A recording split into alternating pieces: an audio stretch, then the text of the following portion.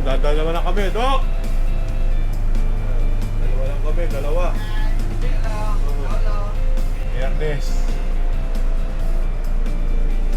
Driver.